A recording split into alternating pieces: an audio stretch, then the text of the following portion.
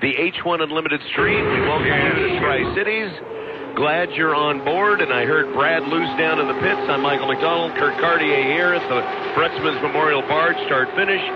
Tire Factory Turn 2 in our four-corner, 2-mile super speedways. A.J. Brewster, glad you're with us on the H1 YouTube stream. And we've got the H1 Unlimiteds out on the river this morning with a modified course. Normally 2.5 miles here in Tri-Cities, but because of river conditions and some safety issues with shallow water, the course has been moved downriver towards the Blue Bridge, and it's 2 miles. And good morning, everyone. We have representatives from Madison. We have representatives from Seafair. Everybody's in town to check out the Apollo Columbia Cup. And on top of that, the one-time only weekend where Tri-Cities 2.5 miles has shrunk to 2 miles. So this is a must-see for even fans on the periphery of boat race weekend. Welcome to Saturday. And I love this vantage point, seeing now multiple rooster tails. The chop is going to increase, a third boat. no doubt about it. Yep, third boat Andrew out Tate, on the river. Goodman Real Estate. Yeah, he just came out. He's slow on the inside, letting J. Michael Kelly and the Mercury's Coffee on the outside keep up their speed. But he's just, it's interesting they have 3 boats out for testing right now. Yeah, it's just an open river, so they can get out there and just kind of check out what this new layout is going to look like. So, AJ, tell me, what's your vantage point from Turn 2? How easy is it for you to see the boats coming through the top end and coming through turn number 4? What's your vantage point like that across river? Well, what I'm seeing that seems kind of different for some reason, and I'm not sure what, but, man, there is a lot of chop coming through that corner. I'm not sure if it's just because some of the boats are rolling through kind of slow or what it is, but there's a lot of chop right there on the inside of turn 1 and 2. It's really rough. Well, I like the fact that they've got multiple boats out there, because this is going to simulate what it's going to be like. So I think this is a good call. And basically from where we are at the start-finish line, they've just taken a third of the course and lopped it off. I mean, I know that's, not as much, but still coming around the corner here, it's almost like you're watching a Hot Wheels type of thing in your house. You can see the course, all 4 corners from all the vantage points. So like the Buffalo brothers are going to have to come way down east to a different vantage point to give the maximum viewing point. And it's worth it, because to see this kind of chop and this kind of action all the way around the course, like I said, it's going to be a driver's weekend, because you got to navigate not only the other drivers, the shortened course, but the extra rollers going crossways across the river. This is going to be great. Already fun. Come on. And already you can see they're working on where those timing marks are going to be, because it's completely different. All the landmarks, everything historically that they've known and loved about Tri-Cities 2.5 mile course, it's changed. Absolutely right. Very interesting that they're letting. Have you seen 3 boats out for testing? Oh, yeah. Okay, well, I know they have to cram the stuff in because there was nothing yesterday. So we're out of the chute with one of the boats, I believe, has ducked into the pits. Yeah, watch Mercury's Coffee, the 11 with Jamie Nielsen, working on the timing run from the entrance pin of turn 3, all doors, into the apex now, and around to the exit pin. And watch where he puts his foot into it. He's timing, once he puts his foot into it, probably the exit pin right there, how long it takes from exit pin, Buffalo Brothers turn 4, to start finish. Okay, well, he's not up at top speed, so it's going to be one of those in between the yellow marker and the last orange marker coming into turn number 4, because he did not get up to top speed by the time he got across the start-finish line. But he's just counting. How long did that take? Exactly. So can you get up to top speed while you're coming around the corner? No. Well, if you time it right, you can. Now, up the backstretch, you've got Goodman Real Estate, the 91, and Andrew Tate feeling more comfortable, I think, about the course now, although he has not been on the inside because you've got Jamie Nielsen on the inside. So Tate's been on the outside, lane number 3, coming to the exit pin of Buffalo Brothers turn number 4, and he's been holding full throttle around the course and will continue to do so down the front stretch towards the Lamson pits. And I know that Brad Luce is down in the pits. And Brad, just an update, we do have full audio up on the H1 stream. So they wanted me to pass that along, and for all of you on the H1 YouTube, good morning from Tri-Cities. Guys, Dustin Eccles and the flavor pack is now out on the water. Beautiful blue and yellow. So the U40 joins the group. And I'm just wondering, Mike, to your Another timing run here for Jamie Nielsen off the exit pin of 4. To our untrained eye, where do you think the maximum opportunity for passing or setting up to pass will be on this shortened race course? It'll be fascinating to see, because sometimes if you watch Formula One racing on TV, it's the drivers that can dive into the corners and cut that angle, but water is a completely different animal at the type of speeds that they won't get up to because of the shortness of the course. So where is it that you can make your move or try to set it up? Yeah, I think the opportunity unfolds in front of you. I don't know if there's real planning. Right.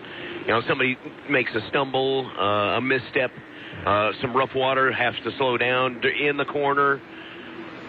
Yeah. And then whoever can accelerate the quickest out of the corner, out of the exit pin. Absolutely. Yeah, it's a mistake. Really slow drive for the flavor pack and Dustin Eccles. And holding your momentum throughout the corner. That means the sharper you turn, the slower your boat's going to be as it comes out. So you definitely want to let your boat kind of come out on the corner and hold that speed as you exit the exit pin. Wow. As you come out where AJ is in turn 2, you're coming up the back chute. This turn 3 creeps up on you so fast, especially, again, if you're one of those veteran drivers who's used to this course.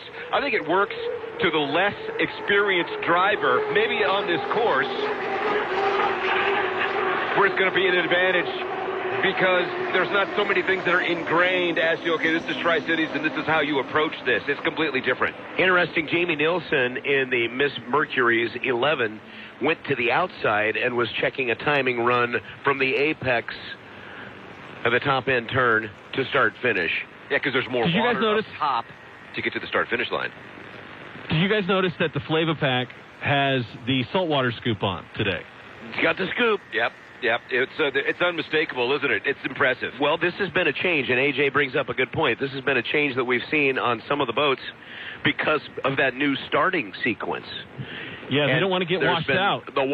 There's been a washdown situation in a couple of the events, and that's a way that you can try to prevent water going down the scoop. Well, I was catching Andrew Tate, and he was giving an interview, and this was about 6:25 p.m. last night. He said his crew had already gotten back to the Tri-Cities, and they were about to work on the gearbox and the propeller. And, word travels fast when it comes to, hey, we need this. Can you get it to us now? I mean, they were heeding the call, and that's impressive to be here about 6:25 last night with the materials needed to work to get the setup ready for testing and more heat action today. So, again, you just got to love the sport. You got to love the passion. Whatever it takes to get it done. And it's truly a team effort.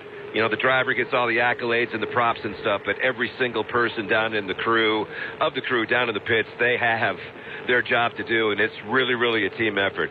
And it's impressive to put it on display. Here comes that saltwater scoop, Mike.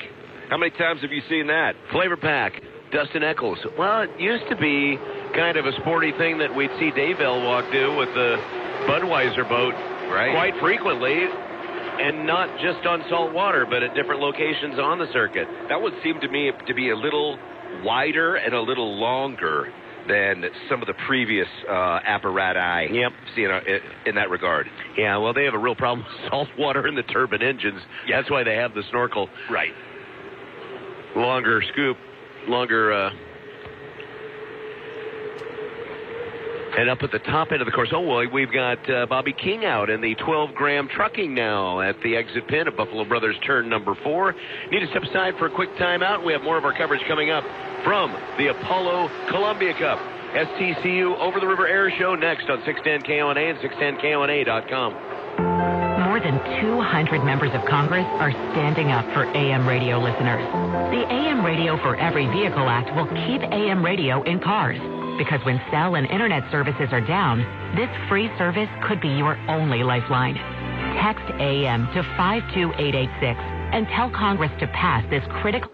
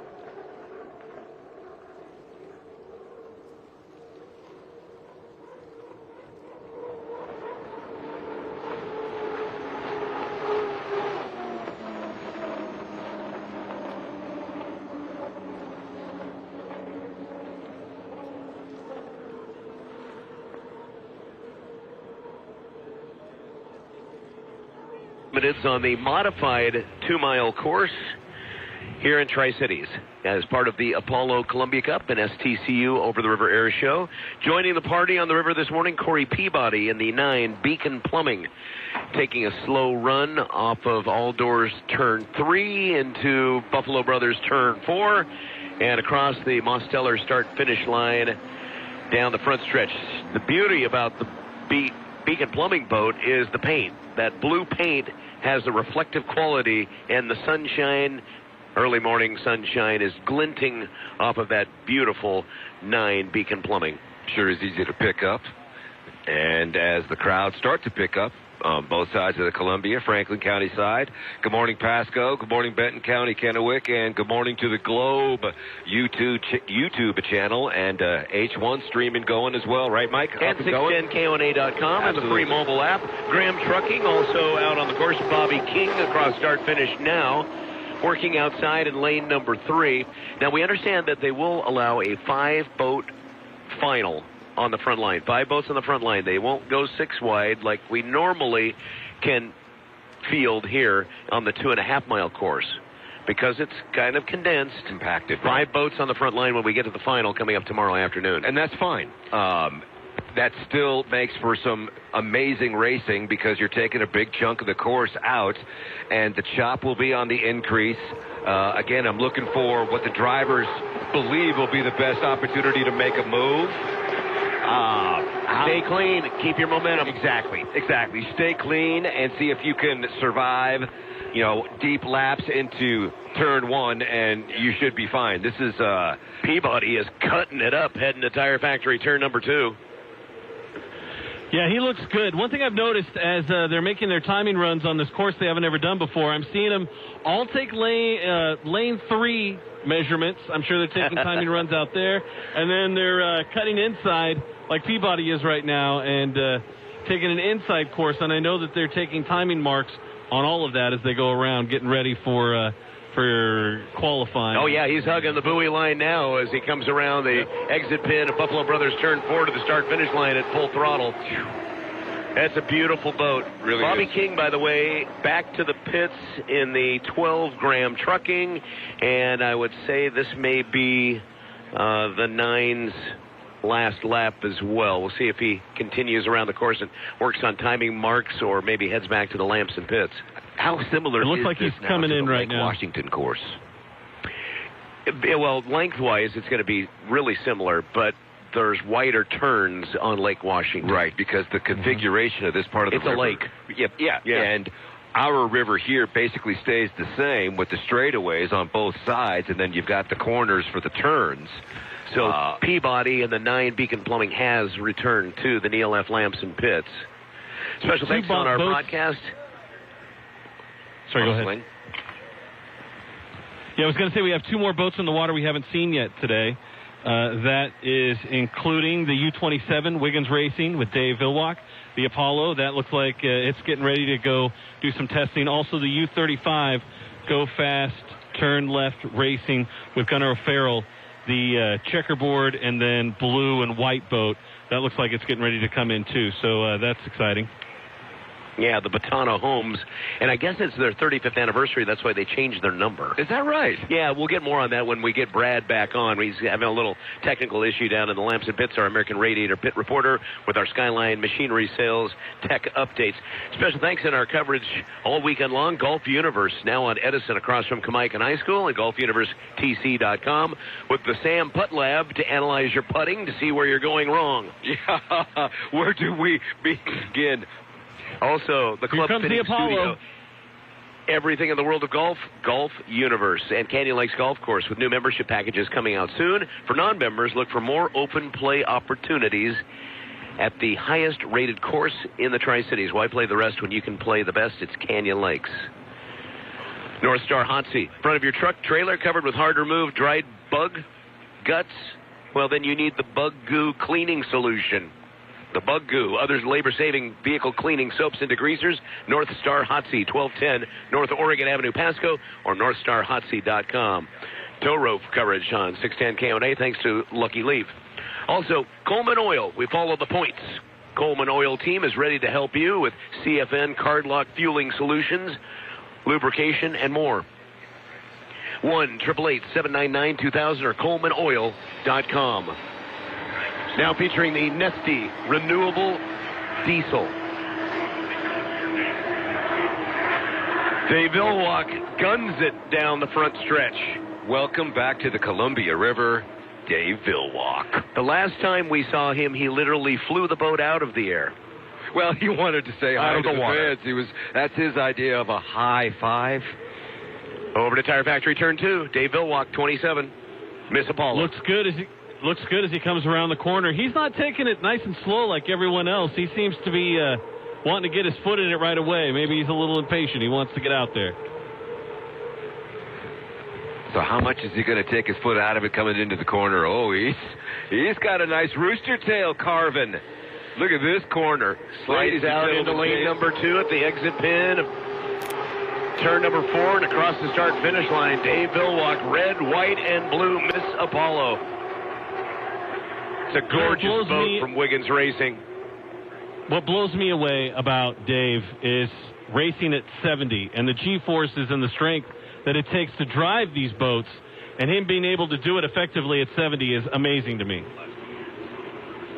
Well, I saw Mick Jagger of the Rolling Stones at Lumen Field in Seattle in May, and the guy just went past his 81st birthday. So, 70 and 80, I guess, is the new 40 and 50. These gentlemen keeping themselves in shape. And the thing I remember about Jagger and the Stones, he was jumping around, prowling the catwalks, and when it was time to sing, the guy was never out of breath. So I'll bet Dave Villwock, the guy's just got to have ice water in the veins and a slow heartbeat to handle this kind of speed and this kind of pressure at 70 years old. So he's got to stay in good shape, man, physically, mentally. Now, I'm not saying Mick Jagger and Dave Villwock are one and the same, but the physical pounding that you've got to take inside a hydroplane, even Mick doesn't have to deal with that. So maybe it's an improper conflation, but it's the best I could do in the moment. And Mike's rolling his eyes, but I'm used to it, so. No, Mike, I've got a full head shake. That's more than... Oh, yeah, that's because I turned my back on you. Wow. All right. Well, it is music to my ears to hear the turbines out there. Amen. That's a nice riff. So get off my cloud. Here we go. Cross start finish. Dave Villwock. And again, unfortunately, we are not hooked up to get the speeds at this time. Hoping to get that. As Dave backs off the throttle, wonder if he'll work on a timing run, or are we going to call it a test session and head back to the pits? He's heading back to the Have we seen everybody? I think he's going to run timing. He just turned. Yeah, watch him now. Just kind of pay attention to where he's going to start picking it up and pick up his timing marks, right? He's timing now from the exit pin of turn 2 Tire Factory up the Horn Rapids RV backstretch. At whatever speed he's going right now, he wants to know how long this is going to take. And then he'll set another timing mark from the entrance pin of All Doors 3 into Buffalo Brothers 4, and we'll see where he hits the throttle. 80 is a good. He looked like as he cruised by about 80 because they're used to 80. That was what they used to have to stay above. So I would think that would be a pretty good speed because now they're he's used put to his that. foot into it at the entrance pin of turn 3. And look at he's way outside coming around the Buffalo Brothers turn 4. Way outside. Right in front of us. So that's his timing mark on the outside that he just set as he heads back down the front stretch to DQ Grill and Chill, turn number 1. I love Apollo stepping up for the Columbia Cup, and I also love the Apollo logo on that boat.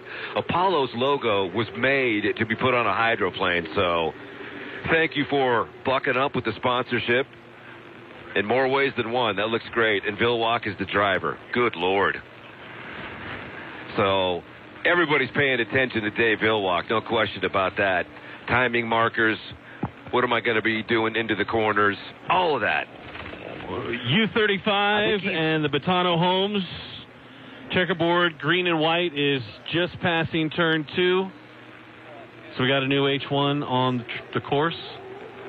Is there any boat that has not had an opportunity to come out Or has everybody who could be on a sling has been on a sling and put in the water? I think that's it right now. Everybody's been out. I think so. I think everybody's been out at least for a little bit. Yeah, we had the U1, the U9 came out, the U11 came out, the U12 with Bobby King, that came out. U27's out right now. Same with the U35 and the U40 just came in. U91 was out earlier too, so yeah, that's everybody. Well, it's the debut of a brand new race course. Everybody's got to get their feelers on. Some things are very different. Some things stay the same.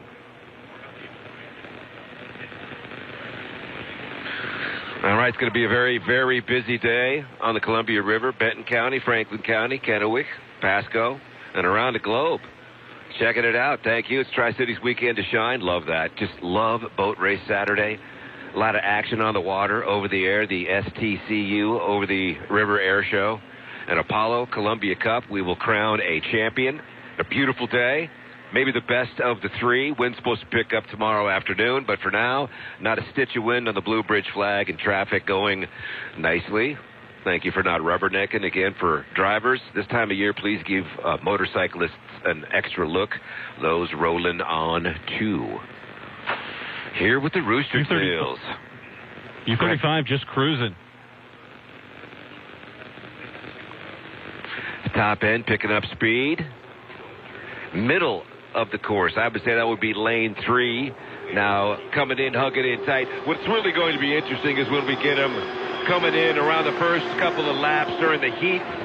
When those are going on, that'll be very fascinating to see, A, how much chop comes down into turn number 1, and who can find boat speed at the top of turn 3 and turn 4, which come together rather quickly to a short shoot down the front stretch to the start-finish line. So that's where the race, I think, is going to be won and lost. But again, go ahead. The U35 definitely picking up some speed, but taking a really wide lane, probably lane 3 as they come around turn 2. Not really full speed either. Okay. Kind of, I'd say, three-quarter speed.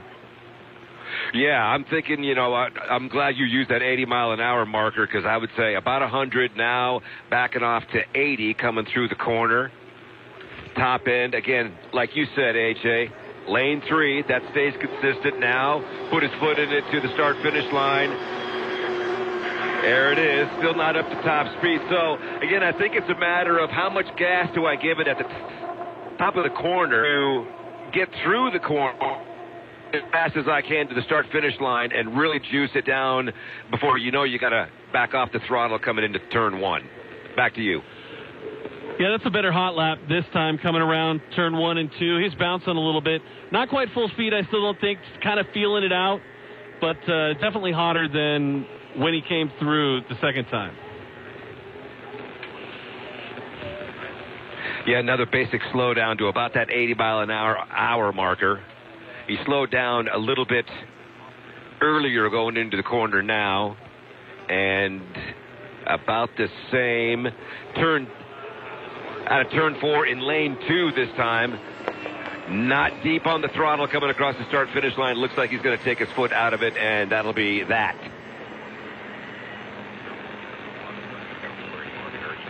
Yeah, it makes me wonder if he's going to take one more slow timing lap to get some measurements on the backstretch. We'll see. Yeah. I haven't been upstairs, but I'm sure there's people taking furious notes as to where some of the different drivers are doing the acceleration thing and seeing what it's going to take to get to the top speed where they want to go. And then the corners, and still I'm looking for an expert to give me the 411 on where it is you think might be a good place to pass. No signals in hydroplane racing, but, see where the opportunity is. Where one driver makes a mistake, who can jump on that mistake and take their place, I love it when somebody's in the corridor, a couple of rooster tails, and there's a forgotten boat in between until it sticks its head out or that's a rough place forward to be. Or behind. All right, so what? No, I know, but it's got to be fun. From a driving standpoint, that's why they keep, maybe that's why Mr. Villwock keeps getting into the cockpit at 70 years old. Anything shaking down in the pit, sir? No, not really. They're still, Villwock and the Apollo are still in the water. They haven't got them out yet. The 35 is just heading to the dock now. I don't see, there we go. The Apollo is now in the air, getting put back on the trailer. But I don't see any other movement. I don't see any boats on straps. I don't see anything in the air. So no word yet from the pits on any movement getting ready to do some actual qualifying. Well, it's just after 9 o'clock at KONA, Pasco, Kennewick, Richland. It's Boat Race Saturday, the 2024 Water Follies schedule. We are 1 hour in. Actually, only about a half hour or so have we been doing the unlimited testing. That'll continue till 10 a.m. And then at 10:30 is the UA Plumbers and Steam Fitters Local 598 and Signatory Contractors Grand Prix Heat number 3, picking up where we left off yesterday. Some very competitive racing going on there. At 11 o'clock, the STCU Over the River Air Show. And then at high noon, the Atomic Screen Printing Driver Autograph Session. So, Boat Race Saturday. Looking forward to the Over the River Air Show from STCU. And thanks again to Apollo for not only sponsoring the event, the Columbia Cup, but having Dave Villwock drive the boat. Apollo looking good on that ride. 610 KONA. Thank you very much. And it's the first time we've had a chance to look at it because no unlimited action yesterday. What are your thoughts, impressions, first time around taking an eyeball at it? Well, it's a red, white, and blue boat, but as it goes by, it looks dark blue. You don't see a lot of the red or the white. The white is more reflective, or the silver is, the red is reflective. I'm not sure which one is, but I know that really what it looks like is a dark blue. The Apollo sticks out. It's just really beautiful. And when you see it from the top, it's even more gorgeous. Very good indeed. 610 KONA, with thanks to Rob Ellsworth, SVN, Redder & Company, Commercial Real Estate, attention to detail, nothing falls through the cracks, have fun, be safe, take in the try. Water Follies also thanks to Columbia Basin Paper and Supply, proud to serve clients from their 515 West Columbia Street, Pasco location. Stop by weekdays from 8 to 5 or call 547-3141 for your paper and janitorial supply needs. Thanks also Warner RV at the Auto Lot, 395 Southridge. Since 1995, new Keystone Outback and Hideout in stock. Great reviews, great selection, and great people. Don't miss the Napa Auto Care 150, August 10th at Tri-City Raceway, Tri-City Raceway Red Mountain Event Center. Under the lights, gates open at 4 p.m., racing starts at 6 p.m. Get your tickets online today. Don't miss the future stars of NASCAR as the ARCA Menards West Series heads to the challenging Tri-Oval at Tri-City Raceway.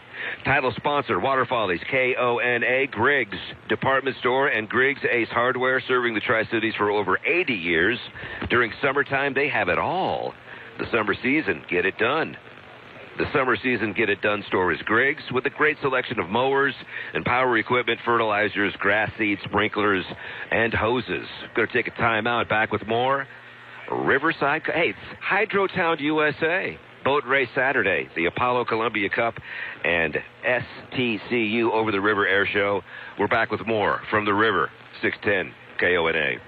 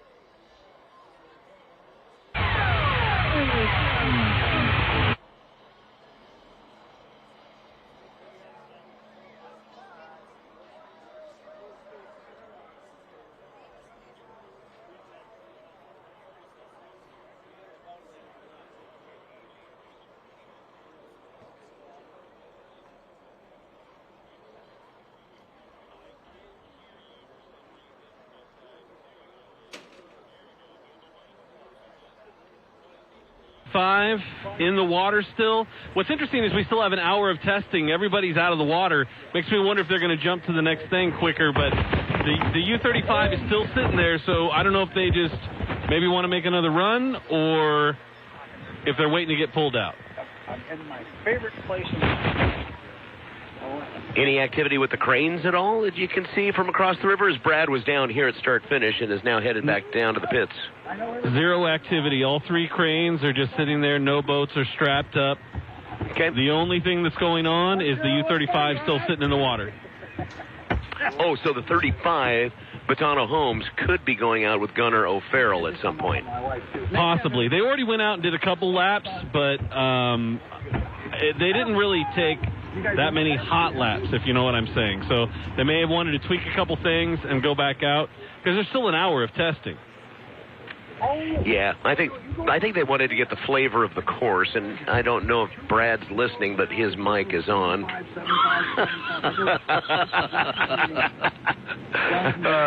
The comedy of the live radio. It's great times. And along the H1 stream on the YouTube, too. So let's go over our schedule, right? Testing remains open on the Columbia River course until 10 a.m. 10:15, you have the Grand Prix Hydroplane Heat 2. And then at 10:30, Confederated Tribes of the Colville Vintage Driving School. 11 a.m., STCU Over the River Air Show. At noon, Atomic Screen Printing All-Driver Autograph Session down by the Lamson Pits and the stage area. 1:15 until 2:45 this afternoon, you get the H1 Unlimited Qualifying. And we will find out who's got the fast boat on the 2-mile course here, and we will still call it as our 4-corner race course on 610 KONA and 610KONA.com. Followed by a 3 p.m. Grand Prix heat. 3:15, Confederated Tribes of Colville Vintage Driving School is back out. 3:45, 2.5 stock hydroplane. 4 p.m., E350 hydroplanes come back out. At 4:15, Confederated Tribes of the Colville Vintage Heat. And then at 4:30, Par Lumber H1 Unlimited Hydroplane Heat 1A and 1B at 5 p.m., again, thanks to Par Lumber. So even though the window was open 8A until 10A, it is still open. The course actually didn't become testable till about 8:30-ish. And now at the 9:10 or so marker, so for 40 minutes, all of the boats got out, and now it's an eerie calm. I can only, again, speculate that there's a whole bunch of, so what'd you think, in the drivers and with their crews and trying to figure out what went right, what went wrong, where do we give it the gas, the whole strategy. They're starting from scratch. So it doesn't surprise me at all that this is very much calm. I would be surprised if somebody else doesn't start come out, to go over the data, have a conversation, get back out, because with anything, you're only going to get good at it if you do it repetitively. Repetition. You got to do it over and over. So how many times they get out and just to test, the basics of boat race driving, of course, are the same, but the course is brand new. And again, those drivers that have been here for time and time again, it's definitely got to be a little bit of a learning curve, wouldn't you think? Yeah.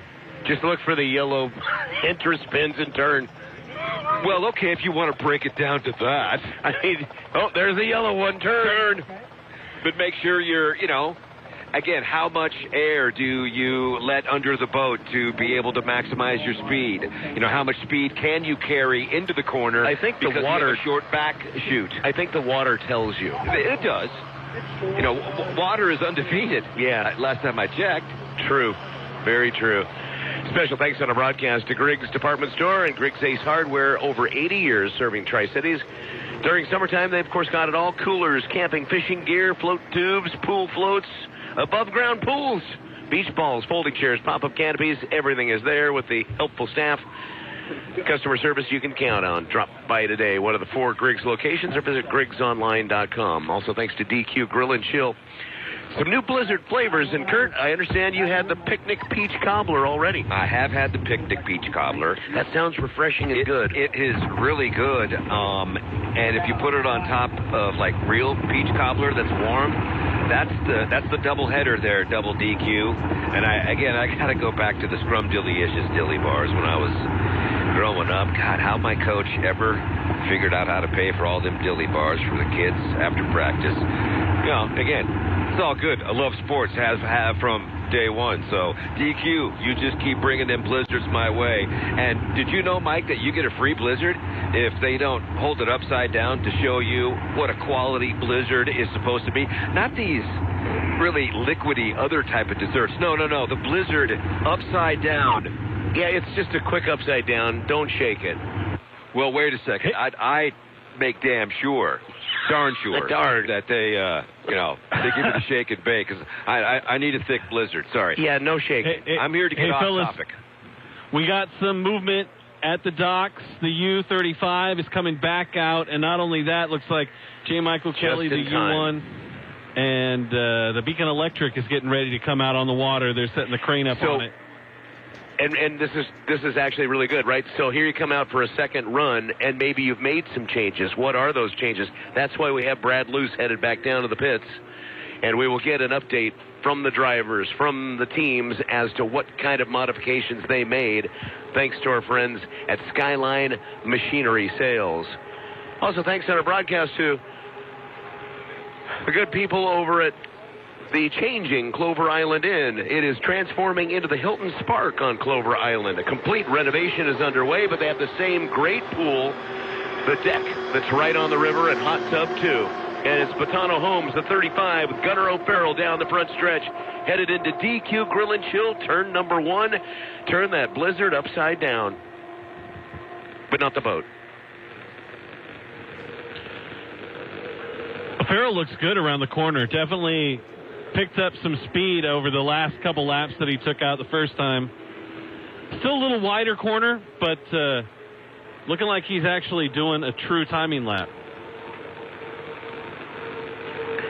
Up the Horn Rapids RV backstretch, Gunnar O'Farrell, 35, and he's got his foot into it, and it's so close to us. This All-Doors turn 3, Buffalo Brothers turn 4, and bam, right onto the front stretch. And across start finish that quick. It's so interesting that some drivers are really putting their foot into it as soon as they come out of the corner.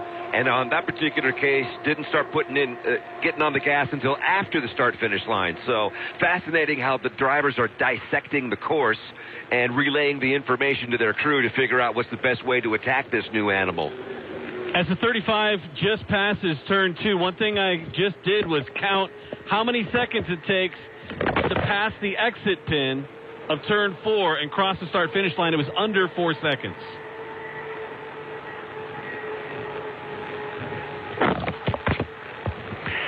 Up into the turn 3 for All-Doors. Gunner's going to slide it out wide at the exit pin of Buffalo Brothers turn 4 onto the front stretch. Lane number 3, cross start finish now. Hoping that we'll get some speeds eventually from the H1 officials upstairs, but we have yet to see any yet. That's only going to be important, though, as we get up into the qualifying session coming up after the air show this afternoon. We're absolutely just in the testing phase until 10 o'clock. Tire Factory turn 2, it's Gunnar O'Farrell, Batano Homes, 35. Really wide corner that time around. Obviously taking some different numbers from the inside and the outside, getting an idea what those timing marks are from different places on this new course that nobody has seen in, like you said, years and years. What was it, 1980? When was that? It's safe to say only Dave Villwock may have raced on that configuration.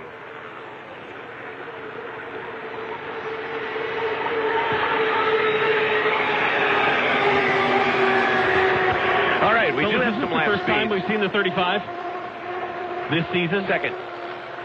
Oh, well, I'd have to check. Lap 1, 143.289. Lap number 2, 143.024. Lap number 3, 136.023. So starting to work on some of those timing marks. But again, he's been camped out like in lane number 3, right, AJ?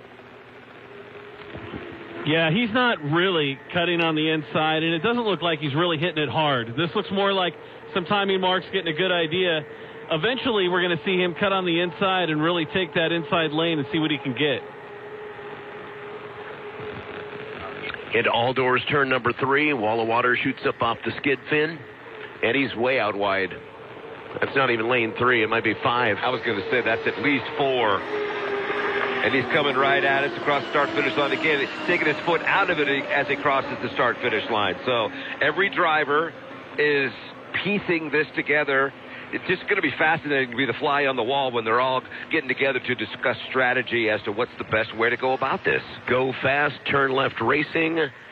Gunnar O'Farrell, his top lap was lap number 1, 143.289 as he heads back over to Tire Factory turn number 2, not at full throttle at the apex of the DQ Grill and Chill turn number 1. Barely doing 80 miles an hour. Now we do have 2 more boats in the water with a third in the air on the way. So we have the Mercury's Coffee, the Goodman Real Estate, and the Beacon Electric all getting ready to jump in the water for some more testing. It's a good way to start the morning. H1's on the river. And Gunnar coming up the backstretch. Let's see where he's going to pick up that timing mark as he nears the entrance pin to All Doors Incorporated turn 3. Starting to spool it up a little bit at the apex, and he's got his foot into it now. So just about that orange marker, the second marker in the turn for All Doors turn 3. That's where he put his foot into it. And across start finish. Is he to top speed, you think, as he came across? Because that took him 12.5 seconds from the in between the 2 orange markers up at the top of the turn to the start-finish line. As he was giving it the gas, took him 12.5 seconds to get there. Yeah, I think he just wants to know that. Exactly. Right? I'm 13 seconds, I can hit it right here. Exactly. And be safe, right? And know on the clock. It still looked like he had a little bit more speed to pick up. Oh, no question. Again, I don't know how tough it is.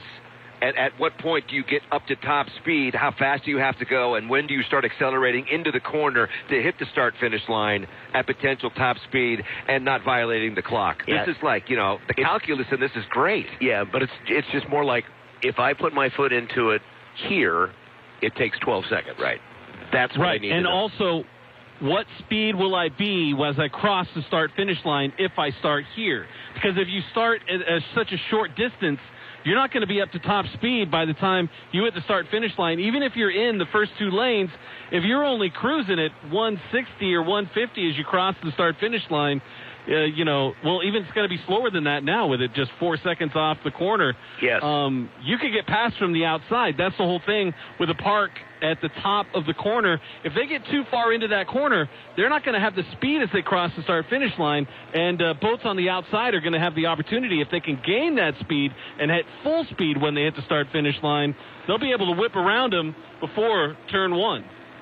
I have yet to see anybody hit top speed coming through the corner to the start-finish line. I think if they start at the first orange marker past the yellow marker as you go into turn 3, that's probably where you can rest, give it the gas, come through the corner, and be at top speed at the start-finish line.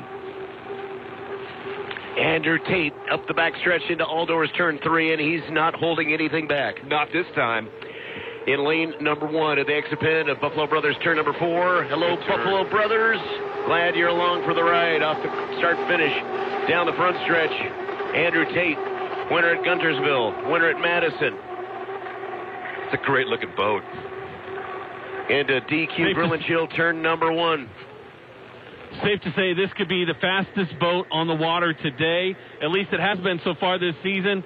Andrew Tate looking amazing in the Goodman Real Estate as he turns through turn number 2 down the backstretch. Really looking fast today.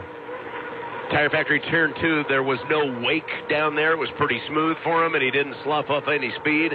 Looked really good holding momentum through Tire Factory turn 2. Now he dives into turn 3, and look at how quickly they come around to the Kennewick side of the course. He might be wishing this was an actual qualifying lap, because this is going to be a pretty fast lap, as we're going to get the numbers for you here momentarily. I think he was on the clock with the lap. What do you think? 153.948. Yep. Almost 154. That's still moving. Yeah. He's looking fast through turn 2, really fast. Probably the fastest so far this morning that I've seen. And that could be maybe because he's pushing it the most. But I agree. Historically, so far this season, this boat has been really fast. He feels comfortable with this boat, and he feels comfortable pushing it. Interesting. There's no slowdowns or no timing markers. He's just got his foot into it all the way around. He just wants to get the feel for this now 2-mile almost race course. coming in lap number 2. What's the marker say, Mike? 155.189. 155.189. In a DQ grill and chill turn 1, Tire Factory turn 2. Looking really smooth and solid as he cuts through turn 2 down the backstretch. Andrew Tate, you can tell, he's been wanting to get on the water this morning. He's really letting it fly. Had a chance to hear from the drivers last night at the Speed and Feed barbecue event, and thanks to Swampy's for a great dinner down at the park last night. And all of them were anxious to get out on the water and disappointed they didn't have a chance to put on a show for the fans yesterday. But they know with the schedule the way it is, the fans are going to get their fill today and tomorrow. 155.662 for Andrew Tate, and that means a steady increase from 153 to 155. Well, 155.1. Lap 3 was 155.6. So that's the mark to set. And he was looking real good. That was a great boat ride through. Here comes his timing session right now. There you go. He's going to do what he needs to do. And again, nobody has yet hit full speed at the start-finish line yet. But I know the information is being divvied up. Yeah, they won't be able to be, 160, 170 just out of the corner, probably 130, 140 as they come out of the corner. But probably by 150, 160, maybe by the time they cross. I mean, it's 180, 190, 180, upper 180s to 190 by the time they hit turn 1 on a normal course. So we'll see what those top-end speeds are today with basically a half a mile shorter distance all the way around. Not quite top speed. At the top of the corner, in between 3 and 4, is when Andrew Tate decided to get on it. Still didn't hit top speed at the start-finish line. I think you have to try to goose it a little earlier within the corner. Who's that, Mike, coming through? Mercury's Coffee, the 11, back on the course with Jamie Nielsen. And again, everybody went back in. And speaking of going back in, that's where Andrew Tate's going in the Goodman, Miss Madison Racing in the 91. But down the front stretch at the DQ Grill and Chill turn number 1, you've got Mercury's Coffee and Jamie Nielsen over to Tire Factory turn number 2. Yeah, Nielsen looks really good. It's a little choppy in turn 2 right now, but he handled it pretty good. Still taking kind of an outside lane. I don't know if he's fully pushing it. Looks like just off of that, but still a decent run. He's got plenty of speed coming up the back chute toward turn 3. This was not a timing run. This is, I think, I'm going to see how close I can hug the buoys type of run. That's a nice carve through the corner. There's something about the beauty of the boats this year, gentlemen. A lot of fine rides on the Columbia River course. This is more of a preview of what setups they're trying to find for qualifying later today. Exactly right. And mix in a little bit of timing runs, too, to see where you can hit it and how long it takes to get to that start-finish line. Full speed or not, you just need to know. Jamie Nielsen in the U11 lap 1, 148.738. A number of miles an hour off the mark. Still, that's a quality run. First lap looks like he's pushing this one as well. Yeah, points matter, and there are points awarded in this qualifying when we get to it later this afternoon. The fine rooster tail coming off the corner. Completed lap number 2. Need to step aside for a quick timeout, and when we return, we'll have Brad Luce back up and on from the Lamson Radiator Pit Reporter as Jamie Nielsen now backs off the throttle and heads into turn number 1 for DQ Grill and Chill, and we'll stay out on the course and work on some timing marks. We'll break away, and more of our coverage of the Apollo Columbia Cup is coming up on 610 KONA and 610KONA.com.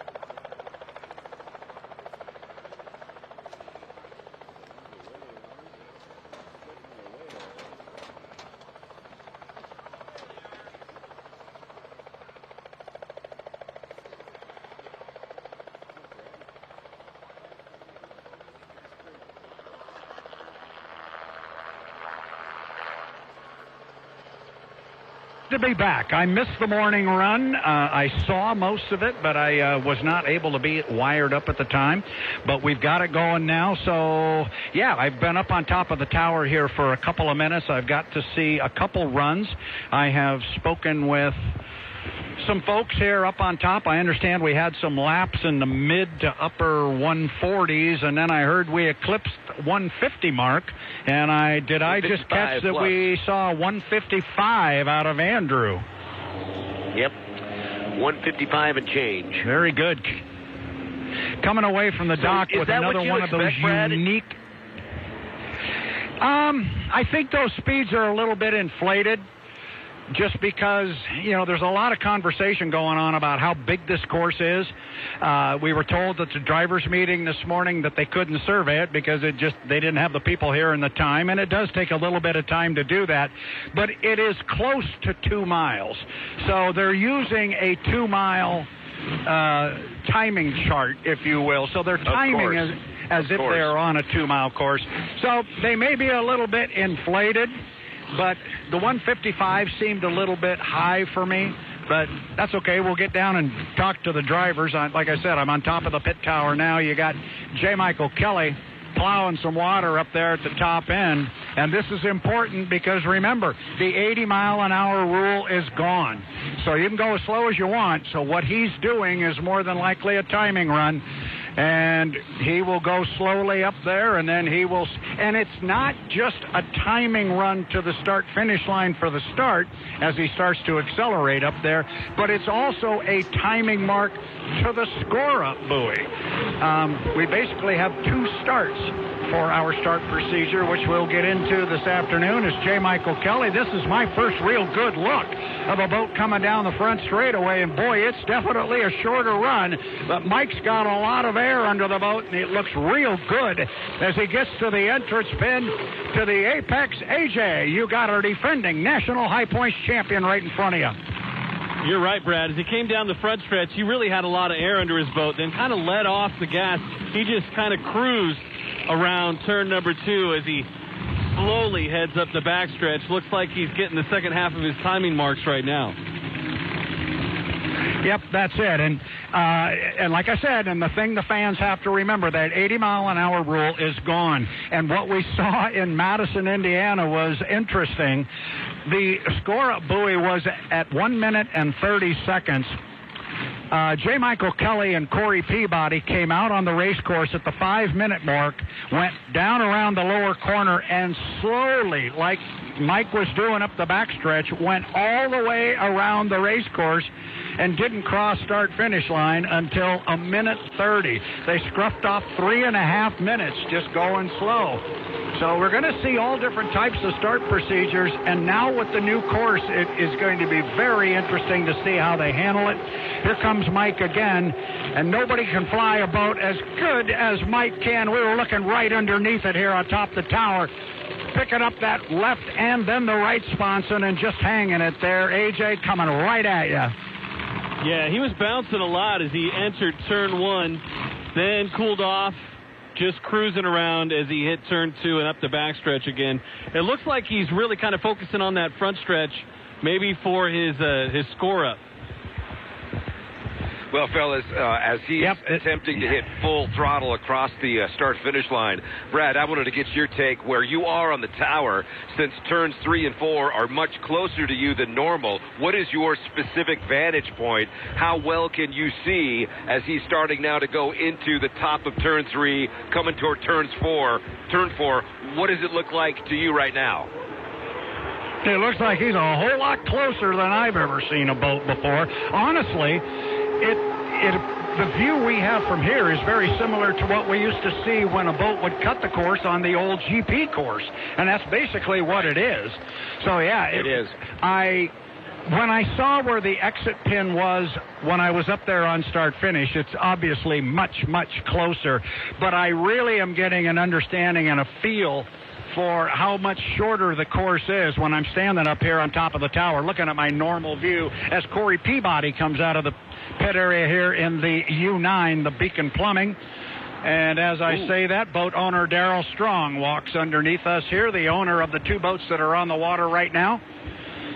Also a board member of H1 Unlimited and a board member of the new Hydrotown organization, Corey, see what kind of testing he wants to do. We've got more boats in the water, and I'm not surprised to see this many boats on the water and coming back out. This is all new. It's a new puzzle for him to play with, and Corey's going to bring a lot of speed off the top end and down to you, Mike. Yeah, Brad, quick point. I was talking to some of the people down in the pits earlier when we were both down there, and it was back in the 80s and maybe into the early 90s when they actually shortened the course here to 2 miles for safety concerns because they were getting too fast on the straightaways. Do you remember that? Oh, I remember it way too well. We had an incident out here in 1982, and then some speed started really ratcheting it up. And the last time we had the 2-mile race course here on the Columbia River, we have had it before. The last time we had it was 1993. And it's going to be interesting to see how this, looking down the road a piece, it used to be the only 2-mile race course we ran on of recent years was in Seattle, but now we're going to do a couple of them back to back as Corey's coming around the race course here, hanging it tight on the inside lane. And we talked about guys going to get new gearbox setups. I talked to some owners and crew chiefs. Yeah, there was a lot of people driving over the pass, heading over to the Seattle area, getting different propellers, getting different gearboxes and so forth. I know you guys are talking about top speed and all that good stuff. These guys are never going to get to top speed, not on this race course. The straightaways just flat aren't long enough, and that's why they have to go get the new gearbox, because this is a shorter course, shorter straightaways. It's going to reward acceleration as opposed to rewarding a whole lot of top end speed.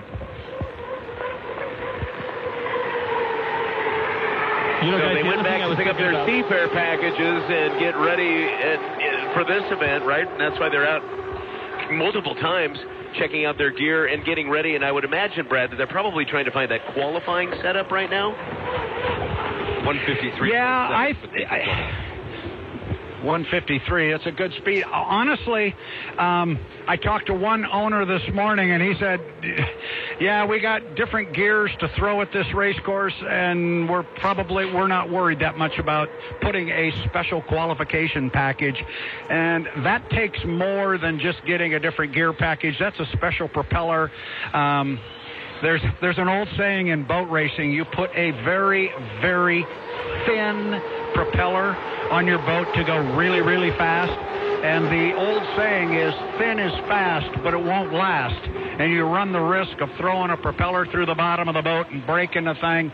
So I don't think that, yes, there are points on the table here as Corey comes down, as Bobby King comes away from the dock in the 12, the Graham Trucking. I don't think there's points on the table here, but I don't think they're putting as much emphasis on it as maybe they have in the past. I think they're more worried about finding a good race day combination. Well, they've had to kind of shrink everything into a 2-day event, right? They would have had this opportunity to do testing and find out combinations yesterday, but that did not materialize because of the river conditions. So now 2 boats out on the river. It looks like Bobby King may have returned in the Graham Trucking. Yes, and he is into All-Door turn, Brothers turn number 4 and onto the front stretch as Corey Plumbing has backed off. Let's see where he puts his foot into it. Right at him spool. He's in lane number 2 at the exit pin onto the front stretch, so now he knows it takes about 12 seconds.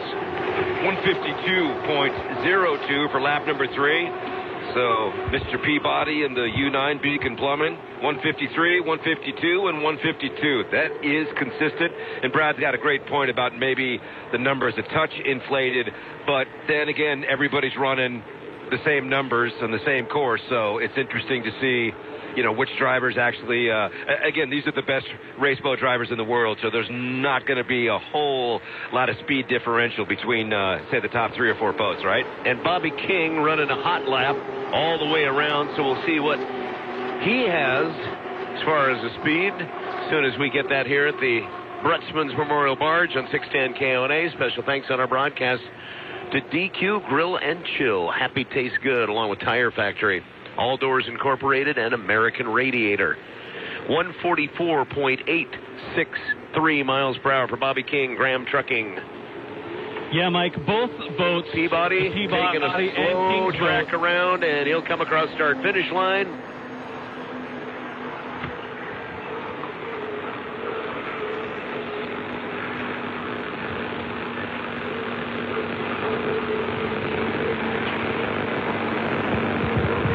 Another hot lap for Bobby King, Graham Trucking on the 12 across the Mosteller start-finish line.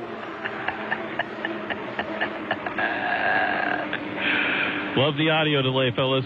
Listen, what I was saying was, as the boats were coming around, both Peabody and King on those laps, they weren't pressing it as they come around turn 2. They had let off. So I think they're looking at timing on the front stretch for the score up so they can gain their lanes, and then just kind of taking it easy on the back stretch. So those 140 times, those aren't top times for them. They were just kind of laying it off. Not at all. Off the pedal on the back stretch. Hey, Jay, take a listen to Dave Villwock as he comes around in the Apollo. Didn't sound quite right when he was coming across start-finish. See if it sounds a little off. He's half speed. He's basically 80 miles an hour as he comes around turn 2. He's barely going. I'm wondering if he's going to press it at all on this lap and maybe head back to the pits, because it didn't sound right. Bobby King's going to come across the infield now. Through the dryer on fire infield with the turbine.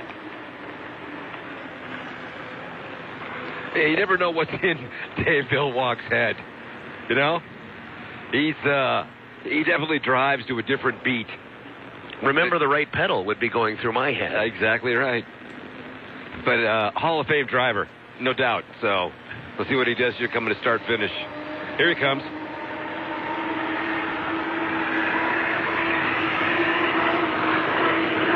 Yeah, sounds okay now. Yeah, how much do you get on it before you have to start backing off to go into turn number 1? I'm just curious if he's going to hit it harder all the way around, or if we're going to work on more timing marks. He's slow. He's not pushing Bobby it King, at all. meanwhile, exit pin of turn 4. Yeah, Villwock and the Apollo were just cruising around turn 2 in the backstretch. He's not trying to push it at all right on the backside.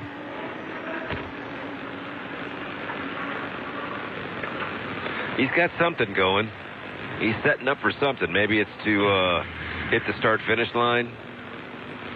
Setting up for a win. Exactly. The professor.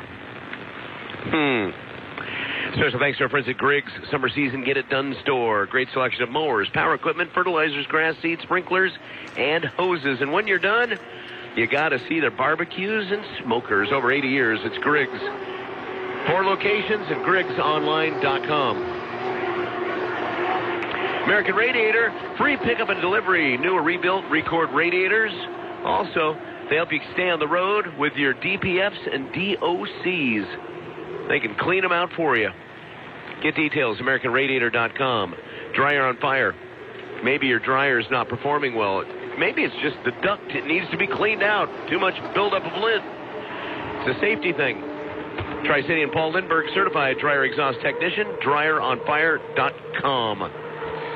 It's pretty inexpensive. Put his foot into it a little bit. First couple of laps, just over 100 miles an hour. This one looks like it's a lot more aggressive, so we'll see. Zeke carves a nice turn coming out of 4. What's a note of interest is how long Bobby King has been out in the Graham Trucking on this run. The other thing I've noticed about Bobby is that he's been cutting the course over and over again. And I think that's because he's looking at that timing run to be able to cut in and get a better position. He wants to know how much time it's going to take to get from one side to the other. Nobody else has made those timing runs across the course and then around the new turn 3 and 4. So do you think other drivers are going to ask to cheat on his homework? They may have just watched him do it. No. Villwock, last lap, 147.550. Well, that's the Dave Villwock we've come to expect. Yeah, I think if you look at this top end of the course, though, And if you do cut through the DMZ, Dry on Fire DMZ, there's not a lot of room to get yourself back in shape to get inside the start-finish line. Right. You've got not a lot of real estate.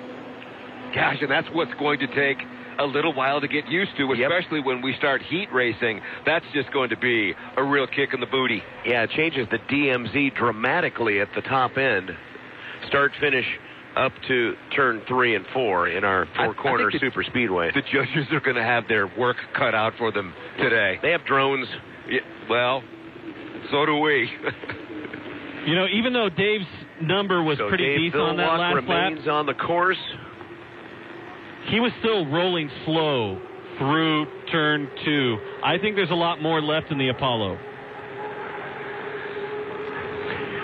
Good point. Yeah, if you see midway through that backstretch is when Dave put his foot into it. I mean, nobody will else hold hold it. corner. Look at this corner. Around the top end, all doors 3 into Buffalo Brothers 4 and to the start-finish line. That's the closest I've seen to top speed at the start-finish line since. And that's about right, about half of backstretch. Yep. If you time it right and nobody jumps in front of you. Absolutely correct. Oh, and Flavor Pack's back out with the C-Scoop. Dustin Eccles. And Brad, let's go back down to the pits, Brad Luce, and talk a little bit about some of the boats that have been running with the Sea Snorkel out on top. Because of the new starting sequence, this has become a tactic. It most definitely has become a tactic, and we've got the Flavor Pack, the U40, Dustin Eccles through the lower corner right now. He is running with the extended snorkel on it. We started to see that show up at the test session, and we're seeing more and more boats do it. What I thought was interesting, though, was while we were back east, both in Indiana and in Alabama, when you looked at Strong Racing, who puts 2 boats out on the water, one was running with the extended snorkel, one without, and I think they are. I wasn't watching this morning when I was running up and down the beach. I'm not sure if Corey had his off or on, but I know JMK has not been running with his. But yeah, it's because of the slow speeds that they can now legally obtain. They don't have to worry about going below 80 miles an hour, and when they do, water starts coming over the front of the boat. If it goes into the turbine, it's fresh water, so it's not that big a deal. If it's salt water, it's a nightmare. But you still don't want to put too much water in there and put the fire out. So teams are experimenting with it. It's all a part of this new start procedure that everybody's trying to figure out. So the Flavor Pack down into DQ Grill and Chill, turn number 1, over Tire Factory, turn number 2 with Dustin Eccles and the 40. We will take a timeout. More of our coverage coming up from the Columbia River, the Apollo Columbia Cup on 610 KONA and 610KONA.com.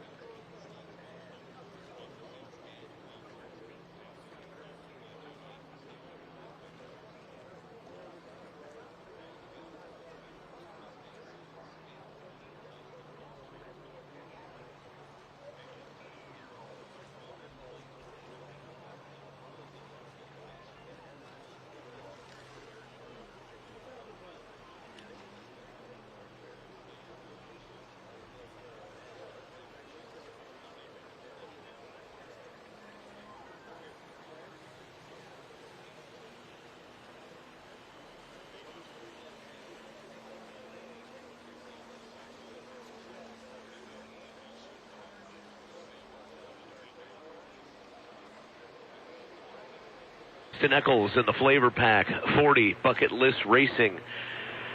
His fastest lap, 114.440 miles per hour, but it's more about where I want to be on the course at what time. And that's what we're seeing the racers do. We should start seeing some of the GP boats getting ready because we'll be a half hour away from a GP race coming up thanks to Local 598, plumbers and steam fitters and their signatory contractors. We got 2 in the water right now. I'm looking at 2 yellow boats. It looks like the GP12 and the GP15 are getting ready to get moving. They're in the water. Drivers are getting ready to get in. And they are indeed in the water. Good eyes across the course there, as you should see one more bright yellow boat, but you're going to have to look hard to the left. You'll see the Flavor Pack that is just returned to the pit area here. I have not had an opportunity, guys, to talk to any of our drivers directly about this new course configuration and setup at all. So I think this is our last H1 boat that's going to make it out on the race course. So if you'll stick with me here for just a minute, we'll get Dustin Eccles. He's just about off the boat. What kind of speeds did we have from the young man? It was all timing runs. The the fastest lap, Brad, 114. Okay, so that's what he was doing. I was having a conversation. Mr. Eccles, first of all, welcome back to the Tri-Cities, my friend. Thank you. Glad to be here. It's cooler, too, than we've had in recent years. Much nicer. This is perfect. Yeah, this is not bad at all. Haven't had to run the AC the whole time and really enjoying ourselves. I would have interviewed you earlier, except I didn't recognize you in the new colors. Talk a little bit about the Flavor Pack. You couldn't see me? I could see you. I just didn't know it was you. No, we're standing out. We're pretty excited to be over here representing Flavor Pack this weekend. And, we got a ton of people I see wearing hats and buttons, and it's really catching on. There's a lot of big fans over here. Great company, a lot of support here locally, and really nationwide. So it's quite a privilege. The talk of the day and the talk of the weekend has been the new race course. Give me your first impressions.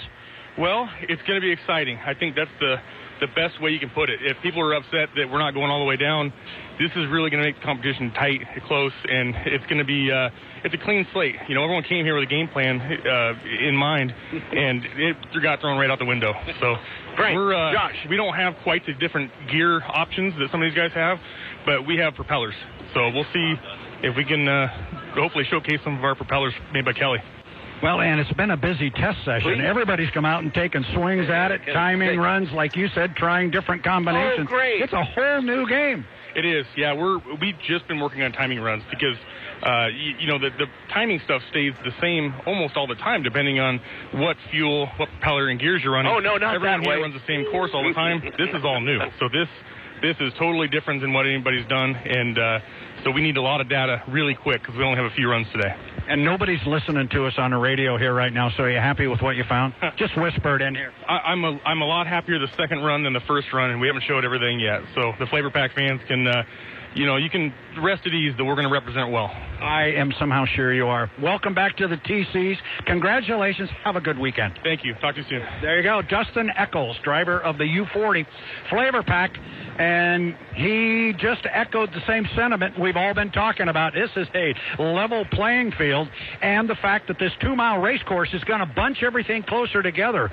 We have said that in Seattle for many, many years that, I'd like to see the bigger course because the boats go faster, but the smaller the course, the closer you keep them together, and it's going to make this an extremely exciting Apollo Columbia Cup. I'm ready to go, and right now I'm ready to walk up to a Grand Prix dock because I see at least 3 of them in the water. We did get the GP8 in the pit area. It did come in last night as I was walking out. I don't see them in the water, but then I can't see everything real clear from here. I'll throw it back up to you guys, and I'll find my way up to that dock, see if we get some timing numbers here when we're going to get going, and going to get loud and proud with GP racing, guys. Yep, and the GP8 Christensen Motorsports with Eric Christensen, owner and driver. It is a blue and yellow boat, kind of blue on the sponsons and yellow back towards the back end of the boat and on the cockpit. And we were listening, Brad. We can take selfies and listen to your interview at the same time. We are talented, multitasking broadcasters. Thank you. By the way, you guys were talking about the colors on the GP8. It is all white. Oh, it is all white. Yeah, well, been a lot of work done on that boat, and it is still sitting on the trailer. We got the GP17, the Mr. Renee, heading into the water right now. I'm looking at the 8. I'll just walk that way first and see if maybe there is a sling. I can see the lid is open on the canopy. There's people on the deck. Morning, Rochelle. It's busy rocking through with all the people here. Brad, we've got an opening update for you. Pardon me? Back to the air show. A little update for you. The opening act to the air show is headed your way. A flock of geese, probably 2, maybe 3 dozen, headed your way upriver or downriver right now. It's Joe Center. It's like they started their run right at the start of turn 4, and they're going right towards you. Just want to get their accolades from the fan. Hey, how about a round of applause for the geese? County, Canada, specifically. It's for the birds. Hold the phone, guys. Are we talking, are we flying or swimming? They're flying right towards you. They're going toward the Blue Bridge now. It's just a flock of geese in formation. It's like we're the opening act for the air show.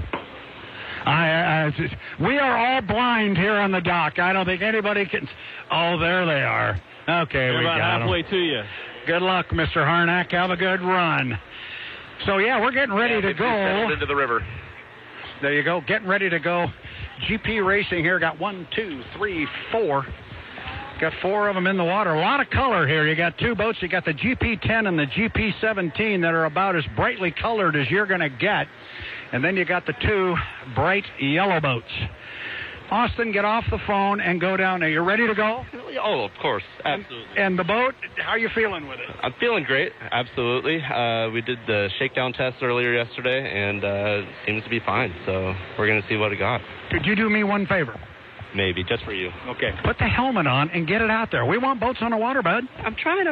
No, we're getting good luck.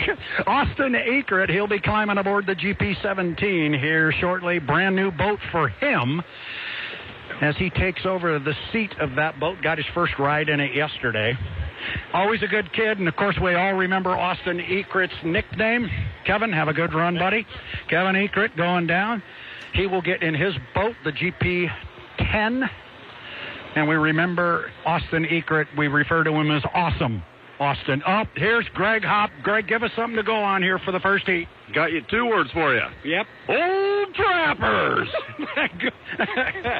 You'll never guess what the sponsor is of Greg Hopp's boat. Just take a shot. Beef jerky. Oh.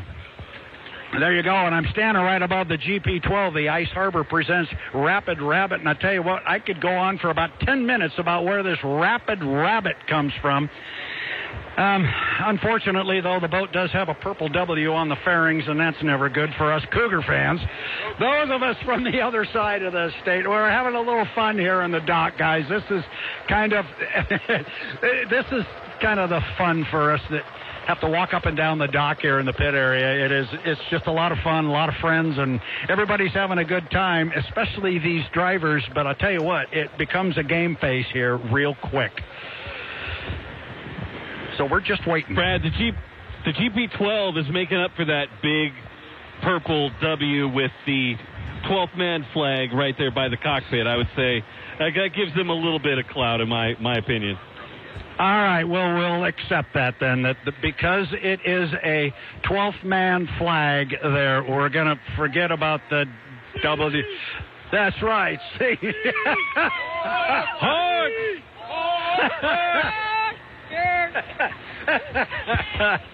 Oh, my goodness. Oh, my God. So is that Mr. Harnack, is that a Cougar paw print? On the W? It does kind of look like that, doesn't it? Yeah, I think somebody's put a Cougar paw print on the purple W. There's a couple of Husky jokes, but I won't tell them. Yeah, well. So what time have we got this particular... Hey, Mike, I got another thing. If we are on the air when our vintage boats go on the water, and I know we will cover that, but specifically when the boats take to the water, and even more specifically when the 1958 Miss Bardall comes out, we will have a little ceremony here on the dock that will involve a marriage proposal. So I'm going to find my way down there around 10:30. We might be able to at least witness from a distance. Absolutely. Well, spontaneous in that they got a hold of me on Thursday and said we want to do it on Saturday. So we'll see how it works. I've also heard of a christening ceremony on the U-27, the Miss Apollo. I'm trying to keep an eye on that end of the race course as well. So, hey, we said this would be a busy day down here, and it is not disappointing. There's a lot going on here in the pit area. That's on one level, but on the other level, it is... I certainly hope so, too. That could get embarrassing. I say it's busy down here in the pit area, and it is, and a lot of fun. But at the same time, it's that, as we talk, it's that calm before the storm. As we get ready to go Grand Prix America. Scheduled for a 10:15 start, so we should be getting close to the countdown now. And where is my favorite? She is up at the top of the ramp talking to Mark Mallory, the dock boss for H1 Unlimited. I believe there's no other official here on the dock, so she is going to have to come down and do the countdown. I don't see anybody else here that can do it.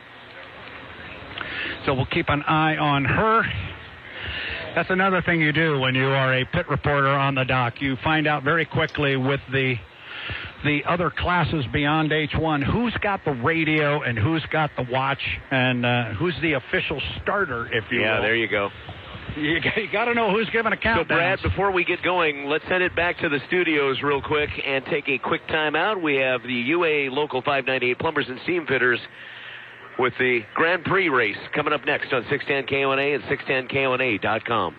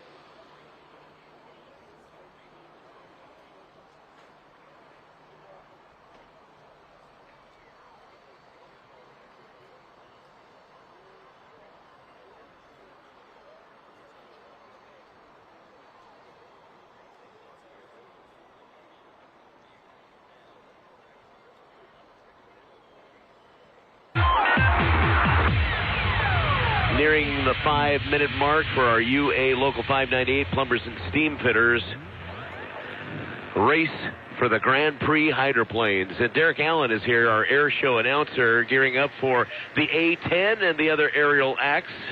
This is a lot of fun this year for water polies with comfortable temperatures too, Derek. Oh, yes, it's much cooler than in years past, and we're truly blessed to have degrees cooler than normal, and it's awesome. It's beautiful out here, hardly any wind, which means we're going to see these aircraft be able to hold right here over our aerobatic boxes. Highlight of the air show?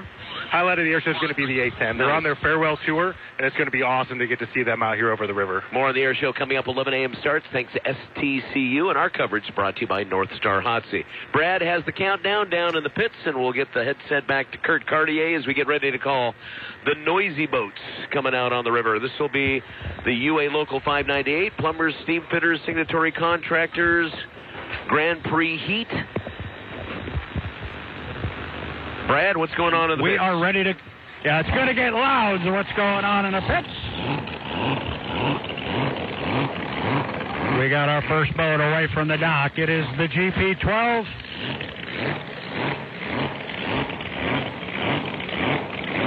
Kevin Ekrit's got the lid down. He is away in the GP-10.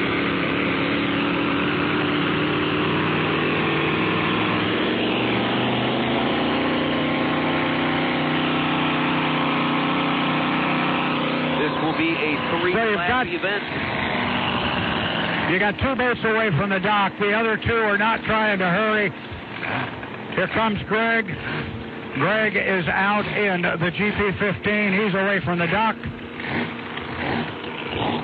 And just waiting now for the GP-17 to come away, but they have not even put the lid down yet on Austin Ekrit as Greg comes up on a plane. Guys, take it away on the race course. I'll keep an eye on Austin Ekrit here, make sure he gets away. But you got 3 of the 4 right now.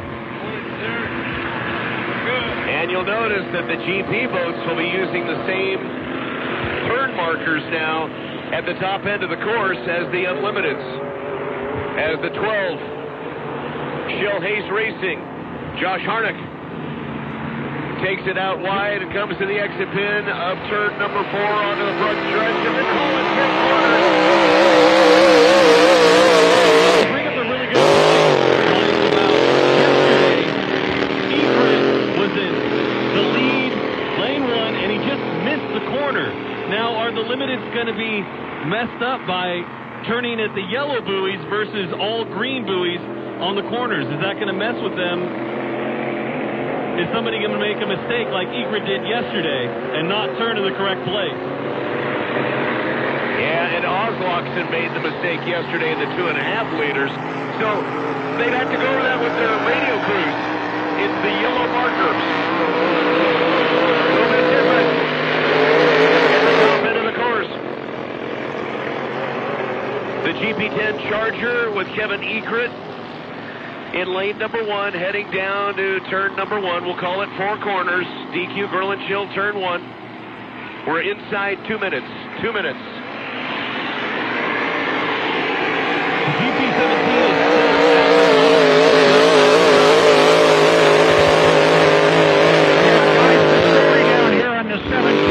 is something to do with the hub on the steering wheel. They are scrambling on the dock. There's 3 or 4 guys there right now, and they're working on the steering wheel. One of the crew members said there was an issue with the hub. They're working on it, but they're also running out of time. They got less than 90 seconds.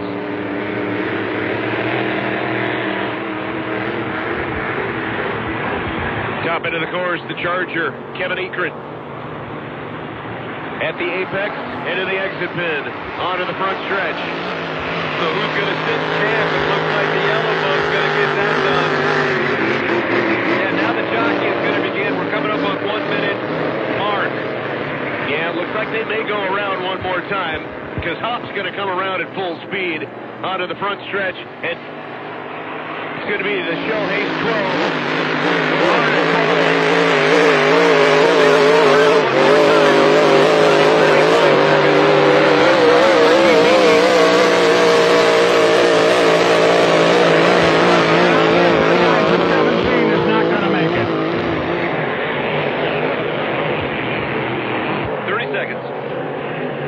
The backstretch, the Charger with Kevin Ekert in lane number 1. Mike, what a difference in day makes. Everybody was camped out trying to figure out lane 1. Quite the opposite now. I don't think anybody's going to actually make it to the start-finish line. So Hop goes. Hop is going to charge into lane number 1. The 15 in lane 1, the 10 in lane 2, the 12 will be on the outside in lane number 3. 0.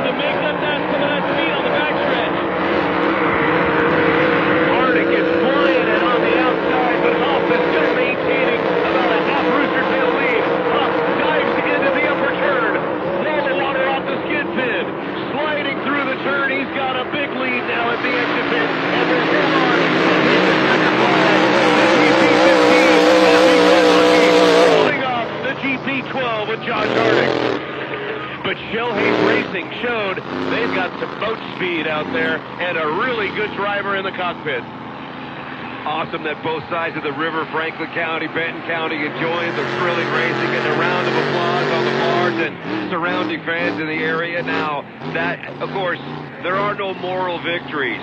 You got to love the speed, though, on that last lap. Would you get to make that distance not what it once was. Never give up. That bodes well moving forward for the weekend. The boat's got the speed, even on the outside, make up ground. So it's going to be a terrific thing to watch moving forward in this class. Hey, guys, let me see if I can jump in here real quick with Austin Eckert. We saw him working on the hub of the steering wheel. What happened, buddy? Literally 1 minute too short. Really?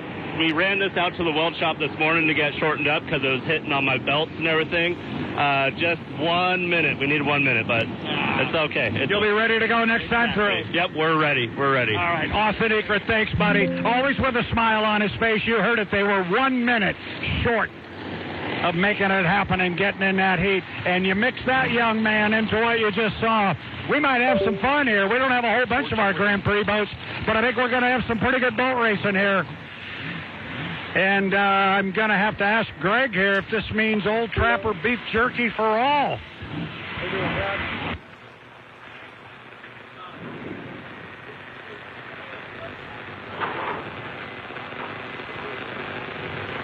So Greg Hopp takes the victory in the happy-go-lucky GP15 from Lake Stevens, Washington.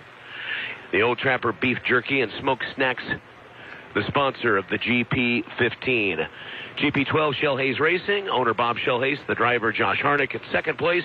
And from Edmonds, Washington, Kevin Eckert, Awesome Eckert, the GP10, the Charger, comes in third place. Sort of interesting you think that everybody yesterday was really camping out and just doing I'm going to save gas right here and then hit the gas when it's time, as I'm eyeballing the marker as it goes down to zero. This time, anything but.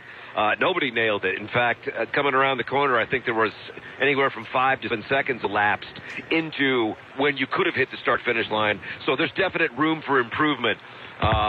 Somehow figuring out where you want to start giving it the gas to hit the start-finish line at full speed, because woefully inadequate this first time around as far as starts are concerned. But they were clean.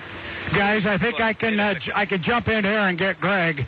He's stepping off the boat here, and about an hour ago, Greg came up to me, and we were talking about where that upper corner is. Well, apparently, who needs new timing marks? Just go. Yeah, found the corner. The thing ran like a rocket. Yeah, no, it's running good. We got our that qualifying propeller we got on there, so it's got a lot of end straightaway speed, not so much corner speed. So I got to keep her rolling at the end of the chute. We had a lot of speed coming from the outside there on with the 12 boat, so just trying to keep the old trappers out front. So you just assume they don't make the court shorter, make it really long, and let you wind that thing up. Yeah, I liked it better in testing when it was a little bit longer. We lost 6 miles an hour on this the shortened up course, but hey, we made it to the first place and the first boat there, so. That's all you can do. One down, a bunch more to go. We'll talk to you later on. Bunch more to go. Thank you. There you go, Greg Hopp. Now he gets to turn around. Now you get to talk to TV guys. There you go. How about that? Oh, gosh. So, we talk about this boat all the time. It's an older hull, designed and built by Jamie Auld back in 1998, and I'm sitting here looking at a couple of boats at the dock, and the air trap on this one is just so narrow, it just can't get through the corners like these wider, lower profile boats can. But man, oh man, you get this thing lit up in the straightaway, and it'll go. And the way you were calling it up there, Michael, it sounded like he brought an awful lot of boat speed to the line, and that's the only way he's going to be able to hold these guys off. Good run for the Hopper.